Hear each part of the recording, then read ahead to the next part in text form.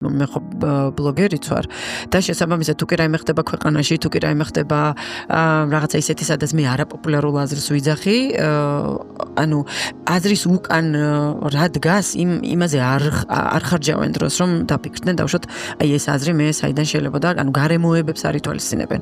ეგრევე რაც ატრიგერებთ, ეგრევე პრახ ემოციურად მიიღეს და აქვს ამაზე წინააღმდეგობის მომენტი. და შენ რა რეაქცია გაქვს იმაზე, რომ იმათ რეაქცია? მე ჯანსაღ კრიტიკაზე მაქვს ძალიან კარგი რეაქცია, პირიქით ძალიან დაუფიქრები ვარ, მაგრამ საშინელი რეაქცია მაქვს დღემდე შეურაცხყოფაზე და სამწუხარო ბულინგზე, ხო და სამწუხაროდ სოცქსელში, ქართულ სოცქსელში არის ძალიან ესეთი უხეში პირადი შეურაცხყოფა. ანუ პროფესიაზე კი ბატონო შემეხეთ და გააკრიტიკონ ჩემი პროფესია, რაღაც ჩემი პროფესიონალიზმი, ჩემი აზრი, რაღაცნაირად ეთიკურად გამიკრიტიკე და დამისვი კითხვები და აგიხსნი მე რატო, იმიტომ რომ არ მეზარება მე თუ ყველა ველაპარაკები ჩემთან ბლოგზე.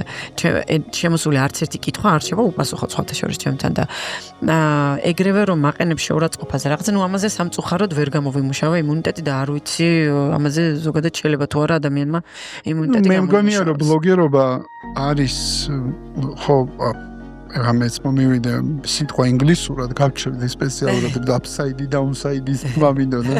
ანუ აქვს ორივე მხარე. ანუ დროს დადებითი მხარე ისე უარყოფითი. იცი მე სულ ვიძახი რომ საერთოდ ზოგადად ბლოგერობას აქვს თავისი ასე ვთქვათ საშემოსავლო გადასახადი ინტერნეტ სივრცეში.